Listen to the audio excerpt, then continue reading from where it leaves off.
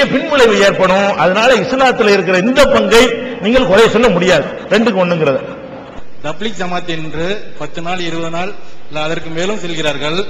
அவர்கள் போகிறவர்கள் என்ன தகுதியாக இருக்க வேண்டும், எப்படிப்பட்டவர்களாக இருக்க வேண்டும், இதை தாங்கள் விளக்கம் கூற வேண்டும்.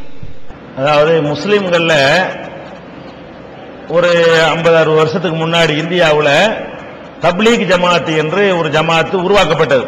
ஒரு 50 வருஷத்துக்கு முந்தைய கிடையாது, நமக்கு தெரிஞ்சு உண்டாக்கப்பட்ட ஒரு ஜமாத், ஒரு அமைப்பு.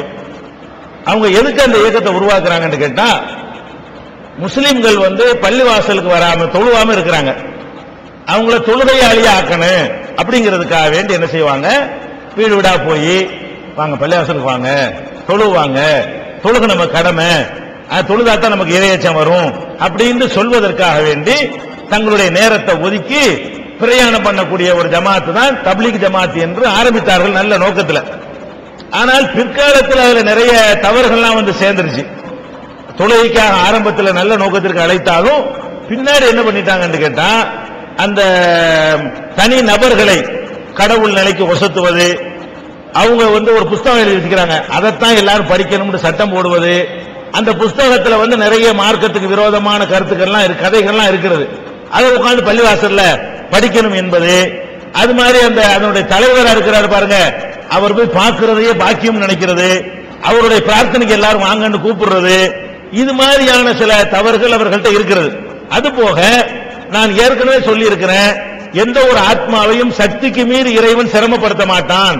ஒட்டகத்தை கட்டி போட்டு தான் இறைவன் நம்பிக்கை வைக்கணும்னு சொல்றோம் இல்லையா, அதுக்கு மாற்றமா என்ன செய்வாங்கன்னு கேட்டா, நான் ஒரு கடை வச்சிருப்பேன், ஒரு பெட்டி கடை, நான் மட்டும்தான் அதுல இருப்பேன், துணைக்கு கூட ஆள் இருக்காது, என்னை கூப்பிடுவாங்க ஒரு 10 நாளைக்கு வாங்க.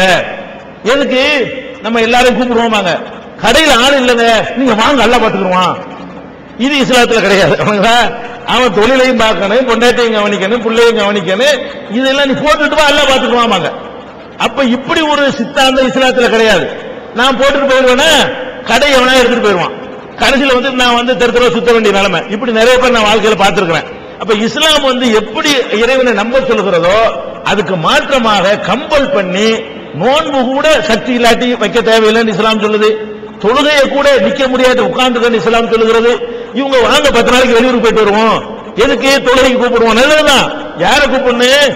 10 வேலைக்காரனை வச்சிருக்கிறான், நல்ல நேர்மையான மேனேஜர் வச்சிருக்கிறான், இவன் 10 நாளைக்கு போனா கூட தொழில் பாதிக்காது, அப்படி கூப்பிடாம வாங்க எல்லாம் பாத்துக்குவோம், வாங்க எல்லாம் பாத்துக்குறோம் சொல்லி கடைசியில பொண்டாட்டி பிள்ளைலாம் சந்தில விட்டுவிட்டு கவனிக்காம இது ஒரு போதை மாதிரி ஆக்கி இதே வேலையா 300 நாள் சுற்றுறார்கள் எனக்கு தெரியும். இதே வேலை அங்கிருந்து இறங்கி மர 10 நாள், மர 40 நாள், மர 50 நாள், பொண்டாட்டி பிள்ளைலாம் சீரழிஞ்சு போகும், கவனிக்க மாட்டார். இப்படி ஒரு போதை தரக்கூடிய ஒரு நிலைமை எல்லையற்று போறது இஸ்லாத்துல கிடையாது. அதை ஒரு நெறிப்படுத்தினால் ஒரு நல்ல இயக்கம், நல்ல நோக்கத்திற்கு துவக்கப்பட்டு நல்ல தவறான ஒரு அடிப்படையில் போய் கொண்டிருக்கிறது, அதை சரிப்படுத்தணும்.